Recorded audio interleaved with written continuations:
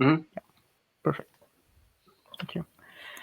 So, hello, ladies and gentlemen. I guess we're live now. So, joining us in our next career fair with an exciting career path is Dr. Adam Ruben. Dr. Adam Ruben is a writer, comedian, storyteller, and molecular biologist. He received his bachelor's degree in molecular biology from Princeton University, where he won the George T. Pope 80 Prize for Science Writing, and his PhD in biology from Johns Hopkins University, where he was simultaneously an adjunct faculty member and expository writing program. He's the author of Surviving Your Stupid, Stupid Decision to Go to Grad School and Pinball Wizards, Jackpots, Trains, and the Cult of the Silver Ball.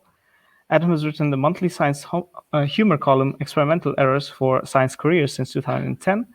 He has also appeared on a variety of TV shows and writes for the Emmy-nominated PBS Kids show, Eleanor Wonders Why.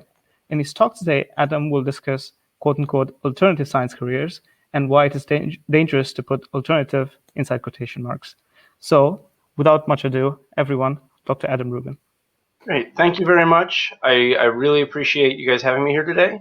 I wish here was literally here and that I was in Göttingen. I was very excited when I was invited to come and that it was possibly in person.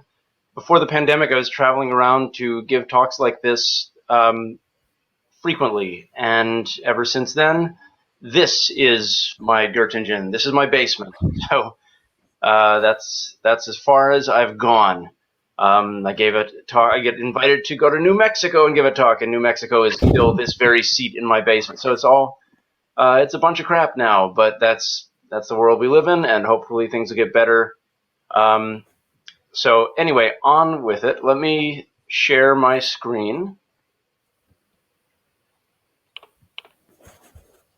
Should be sharing. Now's about. That good? Okay. Looks good. All right. So I'm going to be talking about alternative science careers in general. If people have questions afterwards about any of the things that I've done that were mentioned in the intro, so for example, science communication, science writing, science television, or my regular science day job, which I'm actually not allowed to talk about because I work for the federal government, I'd be happy to answer any of those questions except the ones about the federal government. So this this slide, I'm just going to get this little window. I've got to move out of the way. Sorry. Go back. There's a little window in the way of things. I don't know if you guys see that or not, but I'm moving it out of the way in case you do. Okay, great. So this is a slide that my advisor used to show in grad school before giving any talk. We were in an HIV lab. I was actually the only person in the lab working on malaria. Everybody else did HIV. And so his first slide would always be this one, showing the number of people per continent or region affected by HIV/AIDS. These numbers are 20 years old because that's when he showed the slide. And it's a normal slide to start an academic talk with. You know, we are working on this disease, so slide one is here's how bad the disease is. Never thought much of it until one day a different professor in the department, Dr. Bob Schleif, got up and he was giving a talk about his work. And Dr. Schleif studies a molecule called ERA-C. ERA-C is a protein in the Arabinose operon of E. coli. So in other words, it is one of many proteins that help bacteria metabolize a certain sugar called arabinose. There is no potential application in the world that I can think of for ERA-C. But Dr. Schleif has been studying ERA-C now for, I think, 60 plus years. He's got hundreds of publications on ERA-C. And he started his talk with this slide. Number of people per continent or region affected by ERA-C, and as you can see, it's 0, 0, 0, and in the United States or North America, 5, because his lab has 5 people in it. And people laughed. It was a good joke, a good sort of takeoff on what my advisor was known for doing. But sitting in that seminar room and seeing that people laughed about this, I think that's the moment I knew I didn't want to stay in academia. The idea that your irrelevance of your research could be something you'd boast about. I'm not saying academic science is bad, but that is the moment when I knew academic science was not for me. And I wanted to be in science to work on things to immediately impact the world, not to work on things to publish. to add to the general body of knowledge. This is the way, in the United States anyway, that scientific training used to be. You'd go to college for 4 years, and then grad school for maybe 4, maybe 5 years to get your PhD. And then maybe you could do a postdoctoral fellowship. It could be about 2 years or so, and then you become an assistant professor, like David Hyde Pierce in this picture. And I have to say, I don't know how different it is in Germany. I'm told it's different all over the place. I talked about this sort of thing once at a seminar I gave in Belgium, and all the graduate students came up to me afterwards and said, "Why are you making fun of grad school? Grad school is awesome. Everybody loves it here. We're very well respected and highly paid." Like, okay, well, Belgium is different. I had a friend who's a postdoc in Switzerland, and he made more money as a postdoc than I do now. So maybe things are different in different places in Europe. But Germany, don't know. This is how things are here, and I think this problem is fairly widespread, because everything on this next slide is slightly different than it was on the slide. Everything in red is different. Okay, here's how the way it is now. College is 4 years. Grad school is not 5 years. It could be 6, could be 7, could be more. You have no idea. I was in grad school for 7 years. That seemed to be fairly standard for my department, for my lab. And then you have to do a postdoc if you want to stay in academia. It's not optional. It could be 3 years, could be 5 years. You can do a second postdoc. What the holy hell? I know people who've done a third postdoc, and then finally you can become an assistant professor and remain in academia, but you see the red question mark. That job is not necessarily still there for you as an option. We all know we need more scientists, right? You open any newspaper, magazine, look at any article on the web, and you will see all these things talking about how we have a shortage of scientists. Scientists will only get us out of the current worldwide crisis. We have to get kids interested in STEM. What can we do? But at the same time, we all know we need fewer scientists. You open any magazine, newspaper, look at any article on the web, and they're all talking about how we have way too many scientists, at least in the United States, because we don't have jobs for them to go into. How can both of these things be true? They're mutually exclusive. Well, the fact is, we don't know what's going on. Either there are too many or too few. That doesn't seem like a problem that should mathematically exist, right? How can you have too many and too few at the same time? Well, the answer is kind of complicated. This is the age at which you are awarded your first R01 grant, which is usually an assistant professor's first grant that they get when they've entered that world of academia. And the age of the recipient of the grant has gone up over time from about 36 to 38 in 1980 to about 42 to 45 10 years ago. I'd love to see a more up-to-date version of this graph. I haven't found one. But it's crept up slowly over time. Where are people during that age gap between 36 and 45? They're postdocs. The number of postdocs has tripled in the past 30 years, at least in the United States. And the postdoc has become this big holding pattern for people who are waiting to get out and begin these academic careers. The problem is bigger than we could imagine because, for example, in 2013, the number of postdocs in the United States jumped by 10%. Not because it actually jumped by 10%, but because they found more postdocs under a rock. This is seriously what happened. The number went up by 10% because they revised the criteria they were using to ask universities. They were asking universities, how many postdocs do you have? And the universities say, we don't know. What are these guys doing? We're not really keeping track. Universities know every single undergraduate student who's there. It's their responsibility. They're getting a lot of money for each one from their parents. Universities were not even tracking postdocs. And so the number increased just because other universities were tapped on the shoulder and asked, really, please look and tell us what you got. So it's this time of your life when you can get totally lost. I don't want you to read everything on this slide other than the most important bits, which are here. This is the pipeline of where biology PhDs go, or at least it was a few years ago. But I like the way this graph shows that people are kind of filtering out and out and out. Every year, at this time, 9,000 in the US would receive PhDs in biology, 70% of whom would go on to a postdoc. Of those, 15% would get a tenure-track faculty position within 6 years of their PhD. 15%. That is a problem because 56% expect to get a tenure-track faculty position within 6 years of their PhD. 56%, but only 15% do. That means that 41% of postdocs reach year 6 post-PhD to find that the job they've been aiming for the past couple decades isn't there. That is the problem. And so you have thousands of postdocs every year that are just massively disappointed in the holding pattern and wondering what went wrong. And so what do schools do? They let you know about alternative careers, right? Here are, you just Google alternative careers in science. It's the title of this talk, and you'll see all kinds of listings of different things you could do. That's great. That is absolutely what we should be showing students, because otherwise they're trained by academic scientists who only know being academic scientists, and they think that that may be the only career path open to them. The problem is when we put the word alternative in quotes.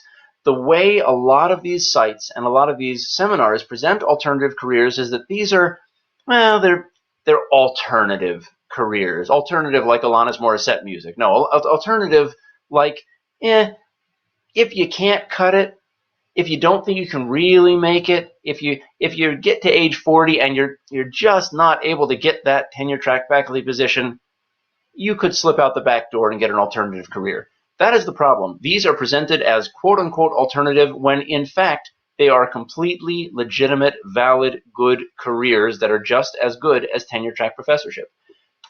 Basically, we're telling people that when you get your PhD, you have two options. You could be a tenure-track professor, or you could be a failure. The choice is yours. But that's a completely false choice. What they ought to be doing is presenting all of the other choices during graduate school. Now, I've gone around and spoken at a lot of seminars whose goal is to give these other choices to grad students, but they're all like the first annual, the second annual. This is something that is just starting recently as graduate schools are realizing they're churning out PhDs who get deep into their third postdoc and don't know where to go next. And so they will have these day-long or multi-day events, just like you're having right now, where they present alternative careers and they present them as legitimate, and students realize they don't just have to do what their boss is doing. I'm going to show you a few examples. Here are 20. So yes, you could be a tenure track professor, but you could also be an adjunct professor if you like teaching, but you don't like research. You don't have to worry about getting grants then necessarily, because all you're doing is teaching. Teaching is actually what I liked a little bit better than research in grad school. I could see a world in which I went into doing adjunct full-time. Instead, I did some of it on the side. I'd be happy to answer questions about that if people want to know what that's like. You could go into industry, which I did right after grad school. Before my current position, I was at a biotech company for about 11 years. You could be a science writer, science advocate. I'm not going to go through every one on this list other than to talk about a couple of them briefly before we move to taking questions. Number 7, for example, consultant. That's always sounded boring, especially to someone who likes science. Consultant just sounds like one of those nebulous business careers. Well, a consultant, it turns out, is just someone who has knowledge or the ability to do research well, who is asked for their opinion on important matters. So when I was in grad school, a guy who graduated the year before me came back to give a seminar about his work. And what he was doing was working at a consulting firm called McKinsey. And all it is a bunch of smart people, and big businesses pay them a lot of money and say, all right, we have this business problem. It could be something like, we're a pharma company, we want to buy a smaller pharma company, should we? Or we want to introduce a new product line, should we do it? And McKinsey's job is to take however much time, a few weeks, a month, something like that, do all the research and get it into the best possible answer and present it to the company and say, okay, based on all of these reasons, here's why we think you should do X. So he told us about this. And you know what happened next? Half of my department applied to work at McKinsey. We were not people who were in love with consulting. None of us went into grad school because we want to be consultants. Consultancies are hiring science PhDs because they just want people who know how to look at a lot of data and know what story the data is telling. And that's a skill you develop in grad school. I applied to work at McKinsey. I got to the 3rd round of interviews. Why did we all do that? Not just any consulting firm. We all applied to work at his consulting firm. It's because we were like people in the desert who hadn't seen water.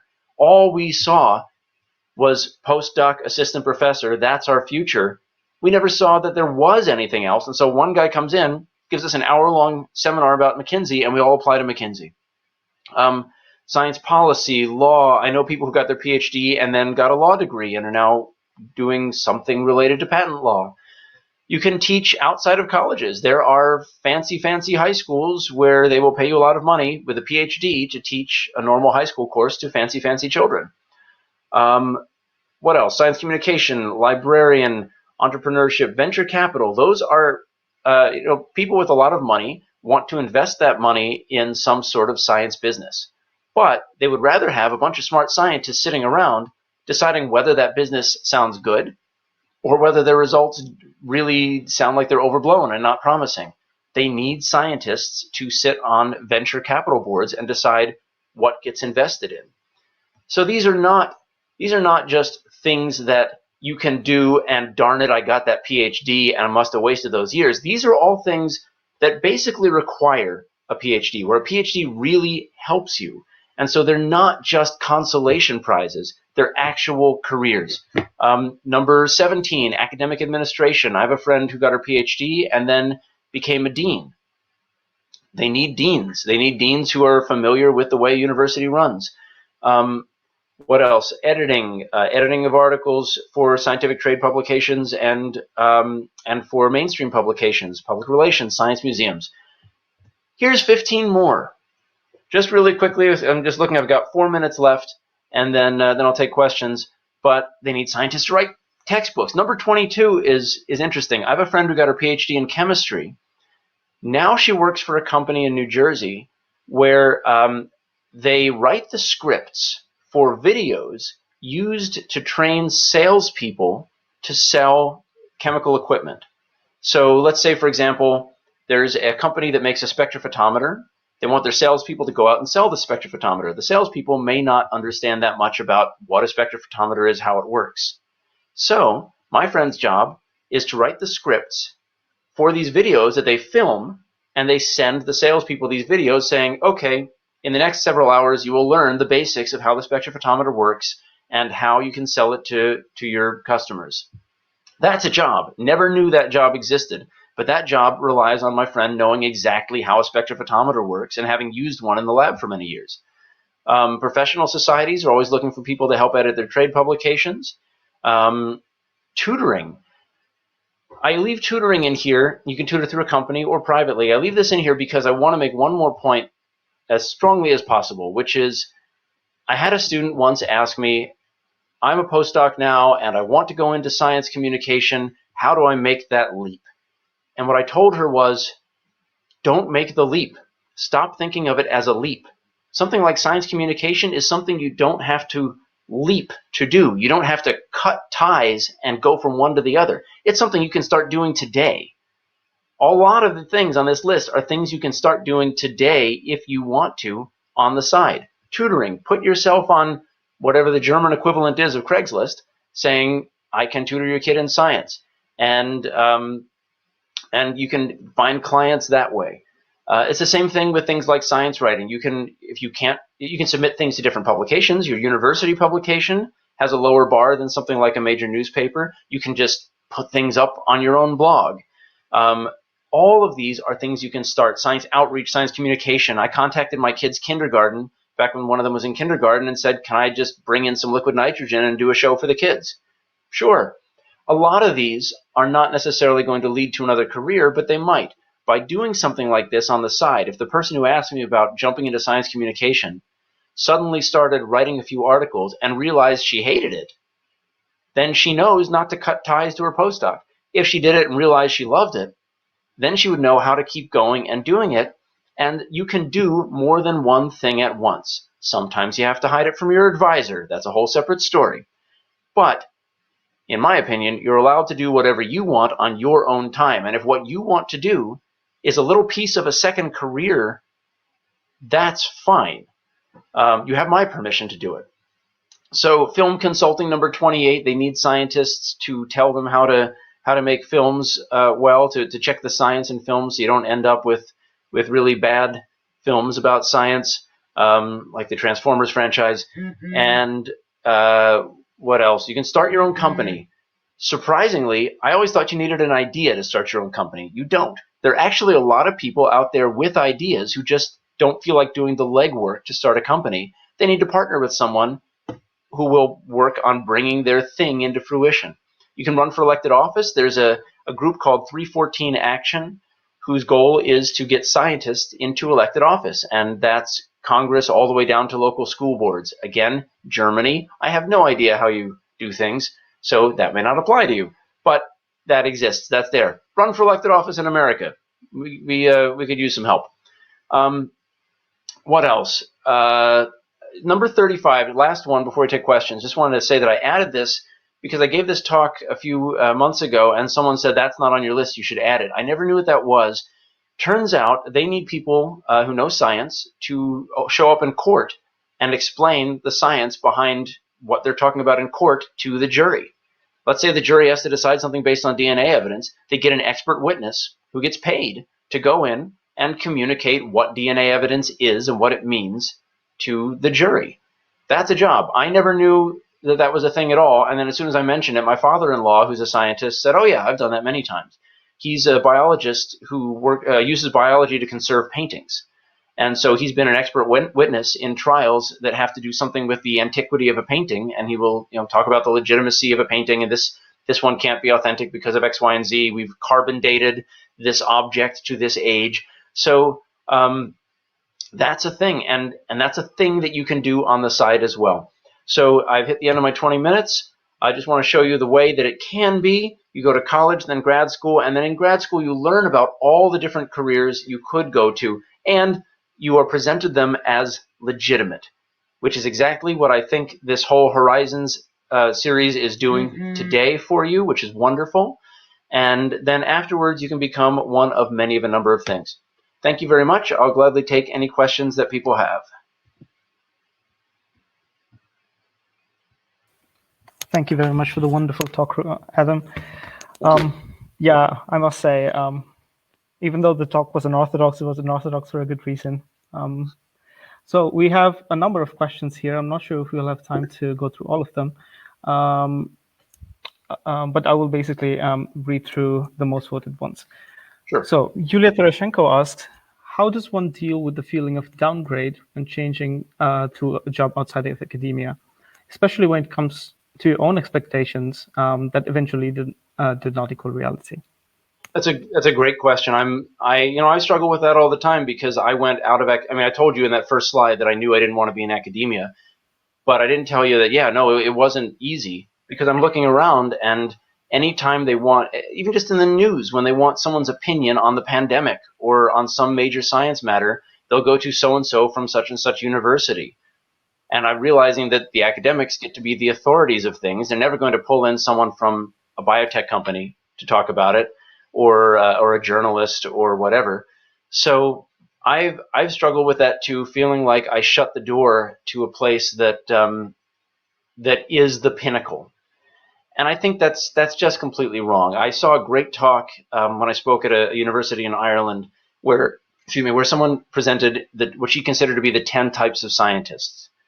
And one of the types is the explorer scientist. That's the scientist who's only interested in finding things out for the sake of knowledge. And another type is the applied scientist, the scientist who says, we've got a lot of knowledge. I want to spend my time turning that knowledge into useful things. And then there are 8 other types. If you Google 10 types of scientists, you'll find her list online. It's great. And I have friends who are explorer scientists. My friend Mike, he's an assistant professor at the University of Minnesota. He went to grad school with me. He studies chemical compounds, or at least he did until recently. He switched. But he studied chemical compounds made by sea sponges. And I asked him, how do you pick that? How do you zero in on that? And he said, well, they're really interesting compounds chemically, and maybe they could be used as cancer drugs. I said, okay, that's really cool. So you're working to cure cancer. And he said, well, that's what I say on the grant applications. But really, I just want to find out the chemical mechanisms by which the sponges make these drugs or make these compounds.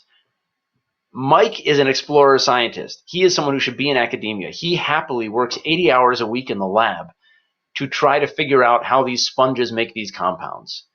He belongs there. To me, that sounds like not me. So first of all, part of not being disappointed in leaving academia comes in realizing that academia is the right place for people like my friend Mike, but it is the wrong place for people for whom studying things for the sake of publication is not what they want to do. So it's hard to sort of tell yourself that you're downgrading, but it's not a downgrade. It is not a downgrade. If you like it more, if it's more you, if it fits you better, it's not a downgrade. I worked in industry, like I said, for 11 years. I was at a small biotech company making a malaria vaccine. We tested when I got there, the vaccine was experimental. It was only in the lab. By the time I left, we were in late phase 2 clinical trials. Something that I helped work on and improve and make with my own hands was injected into people and possibly stopped them from getting malaria. To me, that is exactly what I wanted to go into science to do, and I never felt that I had downgraded by leaving academia to do that. So I will not pretend that it's easy to remember that it's not a downgrade, but it's not a downgrade.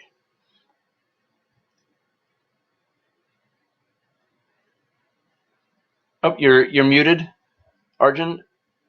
Right. Yeah, thank you for the answer, Adam. As a person who has been in academia like yourself, yeah, it's nice that somebody understands how difficult it is to make the transition. So the next question comes from Nentara.